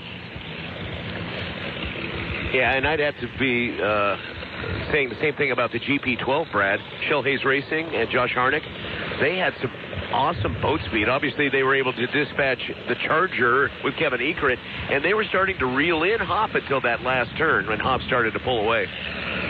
Yeah, let's see if we can go down here and get a word with Josh. He just got back off the boat, and he's talking to Bob Shell Hayes, but I think he's got to be pretty happy with things. And I'm sure Hopp was pretty glad it was only a three-lap heat instead of a 4-lap heat. So the boss man's smiling, and that would be Mr. Shell Hayes, the owner. So I think they feel like maybe they got something for him here. So bear with me. 1 sec here. We'll get Josh. First time he's put that boat in competition, I would say things went pretty good. Our vintage boats are in the water. See if we get a word with Josh. I'm going to say you probably like this boat, and it's working pretty good. Yeah, it's a lot of fun.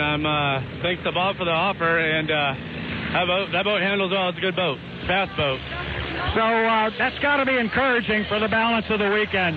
Yeah, it's our first weekend in the boat, so we're trying to take it easy, but you start racing, you want to get after it pretty hard, so we'll see. What's going to happen when you get used to it? Look out. Anyway, congratulations. Great run. Just talking to Greg Hopp, I think he's pretty happy it was only a 3-lap heat, not 4. You were coming. I was trying. I was trying to get after that last lap and catch them, but they're fast grips, so we got our hands full.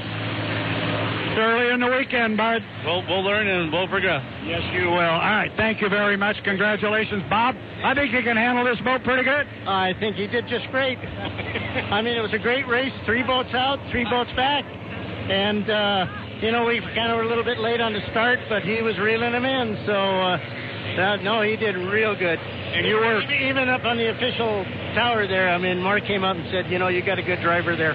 Yeah, well, he's a good driver. And you were 1 minute short from having 4 boats out there. You'll have them next time. Okay, that sounds great. All right. We might even have 5. Eric Christensen's here. There you go. Bob Shellhays, owner of the GP12. Thanks, bud. All right. Guys, we got vintage boats. Yes, he is optimistic. I'm going to head down and see if we have a little wedding proposal going on. Yeah, where's the proposal? Let's be sure we get that. Well, hang with me because I think it's happening. They said when the Bardall went out on the race course, and you've got the Bardall out. The Bardall's coming across start finish.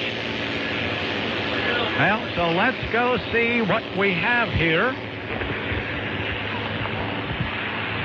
I am just about to the fence where I can get through and walk down to that part of the dock.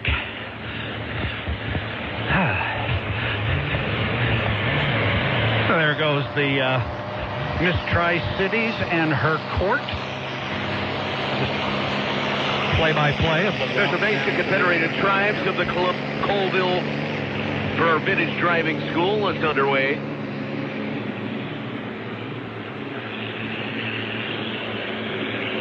Okay. In our fleet of vintage boats, 56 Wahoo, so let me get, 55 Driftway, the Blue Chip, the 58 Bardall, Mike, let me jump in here. From 1980, and the Pay It Back 1973. Michael, let me jump in here real quick because we're going to delay our little activity down here, but not very long. Sir, your name, please. Jesse Mingus. And Jesse, we've got a big moment coming up. I see you got the GoPro around your neck. You're ready to film this. Yes, sir. I'm ready to propose to my girl. Well, and we're all hoping, right? Yes, sir. I know she'll say yes. You are a courageous man, and she is a wonderful woman. I've known her for many years. You're a lucky man, but let's make it all official. I appreciate it. Thank you, sir. Jesse will be hanging here. So I guess, Michael, we've got about, we got about 5 minutes, so we'll just keep that in the back of your mind from a timing standpoint. Brad, you were talking about yesterday. 5-minute mark it is. With Greg Hopp, how he hadn't really got any good starts this season so far. He felt like his starts hadn't been so great. So it's good to see him cut in, get lane 1, and get a great start and lead the GP15 to its first win of the day.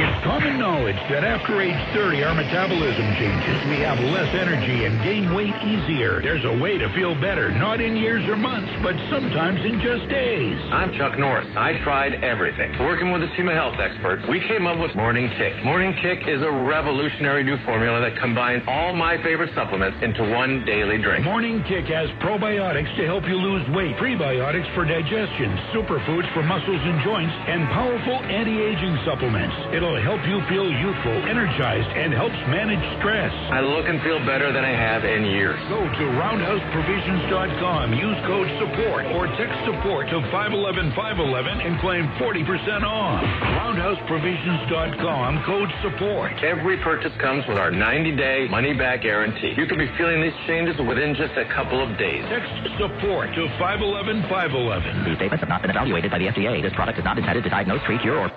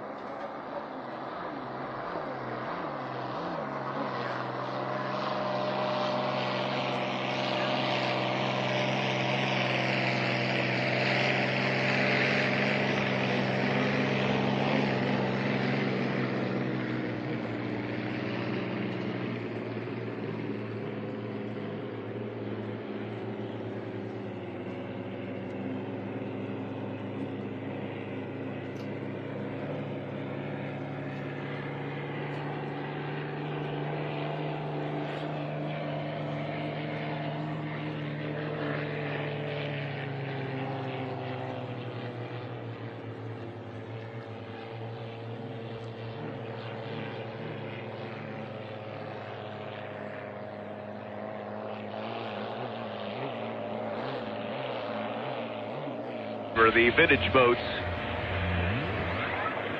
And Waterfall Lee says, thanks to the Confederated Tribes of the Colville for bringing the vintage boats and the driving school, a chance for some of those that made a donation to be on board and enjoy the thrill of being in a hydroplane. Let's go back down to the Neil F. Lamson pit. American Radiator pit reporter with our Skyline Machinery Sales Tech reports. Brad Luce, and something a little bit different, Brad. Yeah, we're getting kind of close here. Claire has found her way. I'm being kind of quiet because I'm kind of close. But Claire has found her way down on the dock.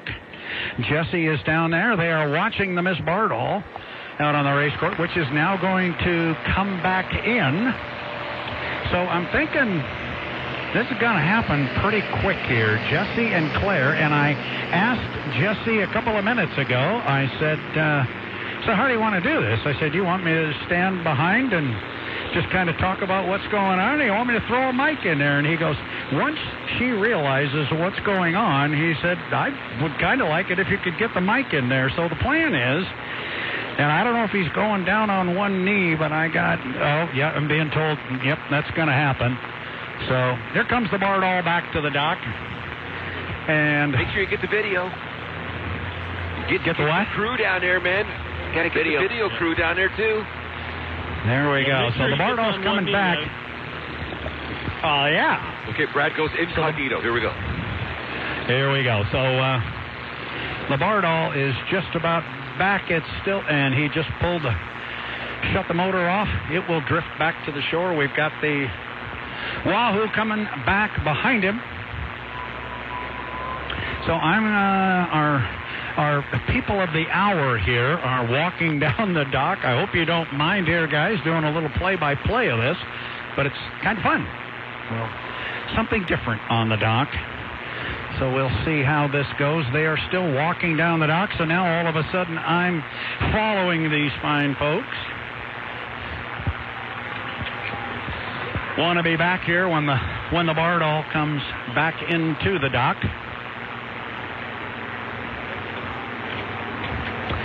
And it is just about here. I'm certainly hoping she says yes.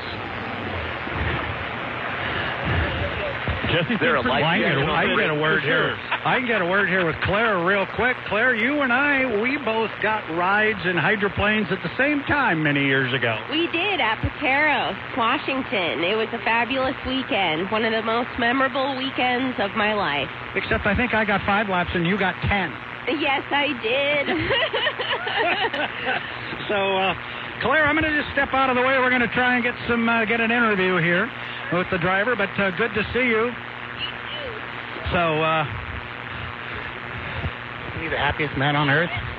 Will you become my wife? Yes, I will. I will. Oh, I think it worked.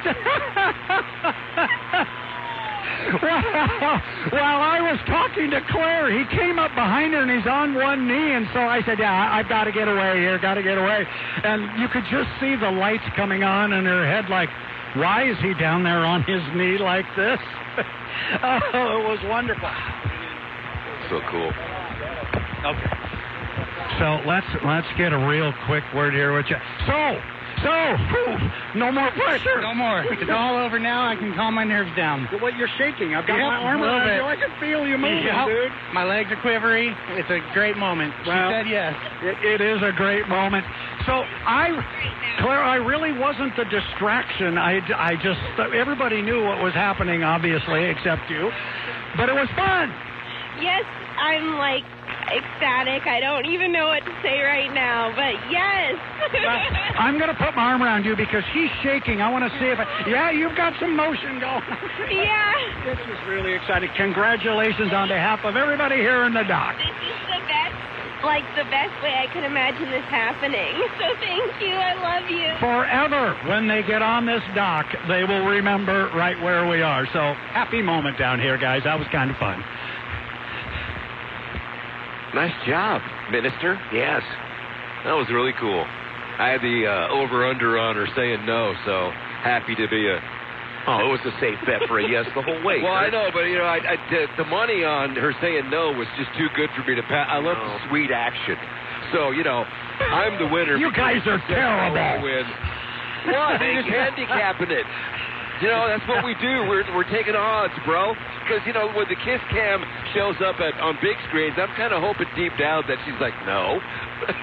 So, no, happy moment. I'm glad to. I hope you got it on video. We got it on audio. So, they'll be treasuring this moment forever, for sure. So, happy life, happy wife, right?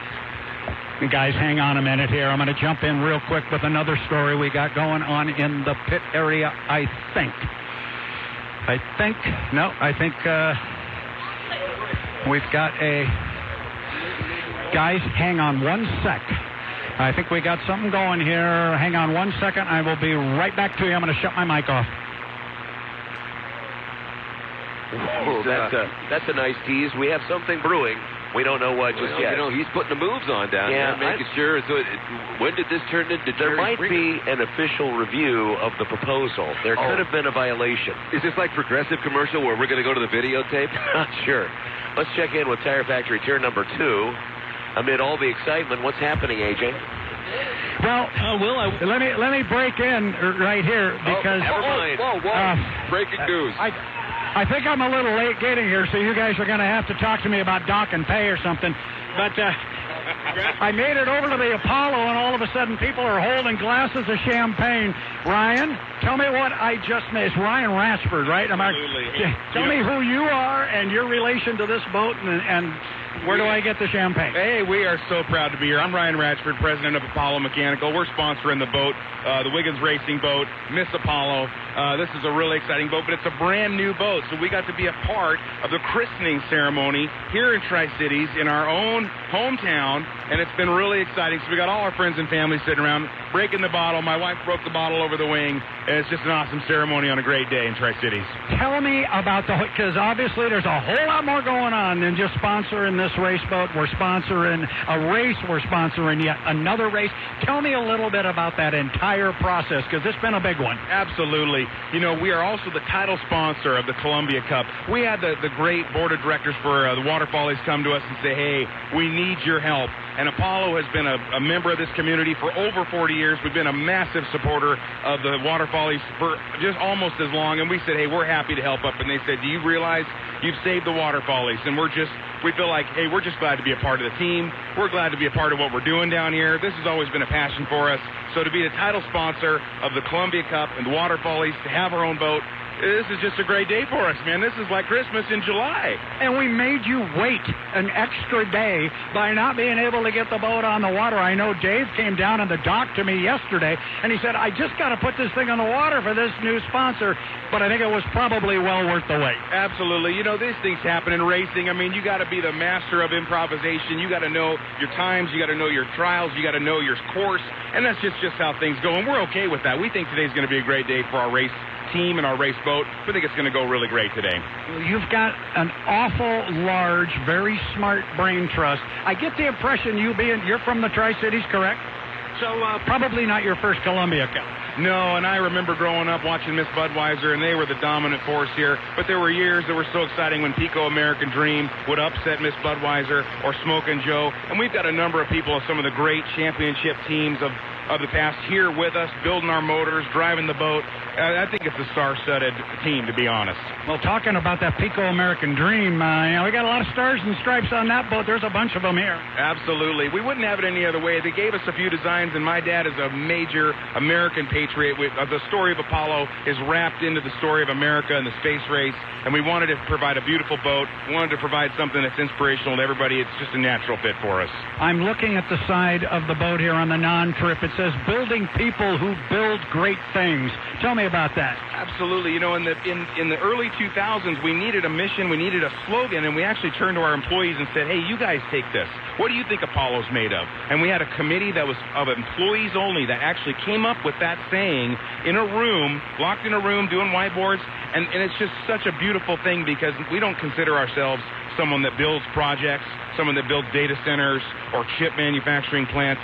We're actually providing careers and destinies for all the people that work for us because that's who really makes Apollo is our employees. So we go everywhere and we say, hey, we're always building people who build great things. And you're also giving back to the community. This is very cool. This is awesome. We're just happy to be here. And if you'd quit talking to me, you could probably enjoy some of that champagne. Hey, and I'm hoping we're going to enjoy some wins and some checkered flags later on, too. Well, first of all, it was a pleasure meeting you. You and I had not met before. Oh, that's okay. You're easy to get along with. Well, this is fun. I love this sport, and having new people involved and having your family involved with the race, with the boat, I can only say on behalf of hydroplane racing fans all around the world, good luck, congratulations, and a heartfelt thank you. Thanks for having us. We're happy to be here. Stick around. Let's have some fun. I'll talk to you later on in the weekend. I'm happy to be here. I'll be here all week. There you go. Guys, Ryan Ratchford, he's like second in charge of Apollo Mechanical. And, wow. It's a good family that are involved heavily in local activities around the Tri-Cities. And obviously Apollo is a company that's become well known regionally, if not nationally, with all of the construction projects they're involved with. Just very happy that his wife didn't go all Caddyshack and bust off part of the wing when the hydroplane was christened with the champagne. Well, don't just stand there. Get me some glue. Well, I can tell you that since whatever happened here happened, there have been towels on the ground here drying up some liquid, and they have also made a few adjustments to the skid pin. So I think I know where contact was made with the bottle of champagne. But it was very, very cool. Very, very cool. And I think all of hydroplane racing, and especially the people in the Tri-Cities, owe a debt of gratitude to the Rashford family and Apollo Mechanical for stepping up the way they did. That's big-time stuff, and we just love having them on board, building people who build great things. Brad, you've had kind of an extraordinary 15 minutes, haven't you? It's been kind of fun. Yikes. And I look at our successfully proposed young couple up here. They're still on the dock holding the Miss Bardall, so life goes on, right? Life goes on. This is terrific. And the Wahoo is back out with the vintage boats, thanks to the Colville Tribes. Special thanks on our broadcast to Tri-City Raceway, Red Mountain Event Center. Don't miss out on the Napa Auto Care 150 August 10th. Under the lights, gates open at 4, racing at 6 p.m. Tickets are online, redmountaineventcenter.com. Dan and Advanced Auto Glass. Dan knows his cracks. He can repair or replace your windshield. Sylvester and 20th at Pasco. Call Dan at Advanced Auto Glass before your crack forces you to buy a new windshield.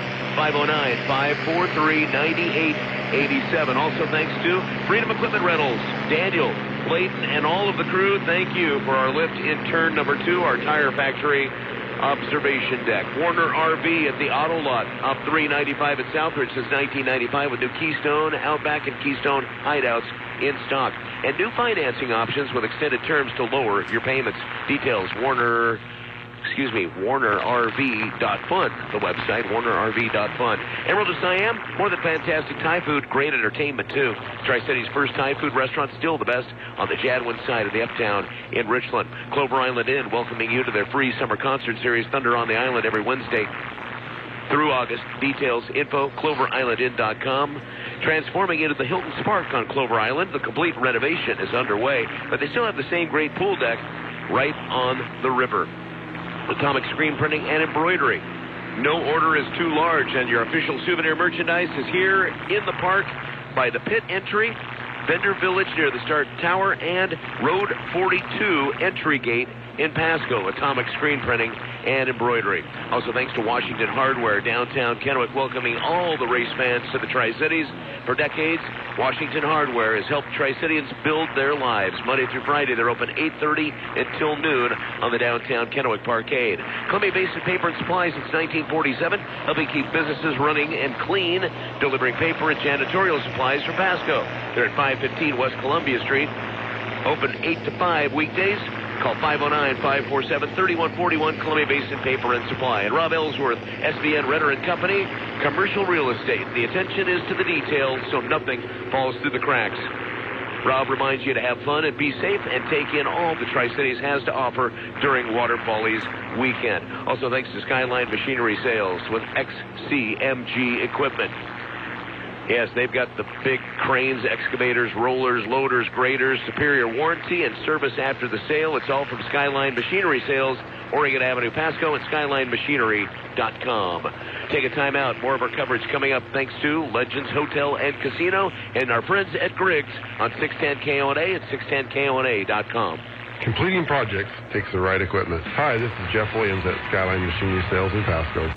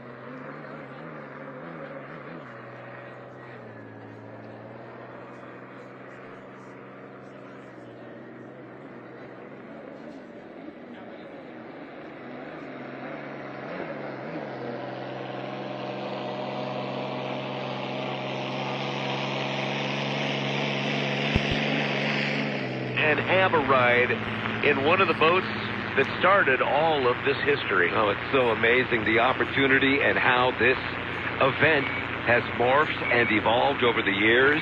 You know, talk about the old days, the good old days, if you will, and now the family-friendly atmosphere. We started to turn the corner in the 90s. And Brad said something that my first boat races was 1993, and I didn't realize that year was a modified course. That was news to me. So interesting. Every time I'm on this broadcast and do a boat race weekend, there's something new that I learned. And there was something that I also wanted to pass down to Mr. Luce, because he's the guy that can confirm this sort of type of information. So in my research about the early engines of hydroplanes, and again, correct me if I'm wrong, but a lot of them were powered by World War II era 12-cylinder Rolls-Royce Merlin supercharged aircraft engines. Like the Budweiser, the 80. But now today, most Unlimiteds are powered by 3,000 horsepower Vietnam-era Lycoming turbine engines used in Chinook helicopters. Straightaway speeds when we're on our course at 200 miles an hour. So my question is, when did the transition start between the cylinder Rolls-Royce Merlin supercharged aircraft engines and the Lycoming 3,000 horsepower Vietnam War-era engines? What was the years that it started to turn, and did it all turn at once, or did somebody make the switch and then it was like, well, that's going a lot faster, maybe we ought to do the same thing? How did that transpire, and about what era? I can answer that one. I can answer, and it's a very good question. You can trace it all the way back into the 50s and into the late 60s as people started to just test some of this and test some of the concepts. And then there was a boat built back in Detroit called the Missile Pier. I can't tell you exactly what year that was, but Fred Alter and his guys put a turbine in it. It really didn't go very far. I would say it really began to turn in 1973, and there's people that are going to say, wait, Luce, you're a year off. It was 1974, but it wasn't. It was 1973 when on a very damp, gray, rainy, horrible day in Seattle on the big 3-mile race course, a team backed a strange-looking hydroplane into the pit area. It was called the U-95. And they brought the boat into the pit area. It had twin Lycoming turbine engines on board. The boat never got wet that day on the bottom, got plenty wet on the deck thanks to the Seattle rain, but they fired up the boat in the pit area, and at that point the future was kind of on display, although nobody really knew it. The boat did not run in 1973, but in 1974 the U-95 with Leif Borgerson behind the wheel started to emerge on the Unlimited circuit. Back east they were pretty competitive. They came out here in the Tri-Cities in 1974, and George Henley was driving the defending national high points champion Pay and Pack, and the two of them hooked up in a preliminary heat, and on the outside the U-95 turbine beat the unbeatable at that time Winged Wonder Pay and Pack, and critics were silenced at that point. We thought, this may just be the future of hydroplane racing. A week later at the Gold Cup in Detroit, the U-95 threw a rod through the bottom of the boat. It sunk in Lake Washington, but the tide was cast at that point. Then in 1980 we had the turbine Pay and Pack that came out here, and it really started to move from there.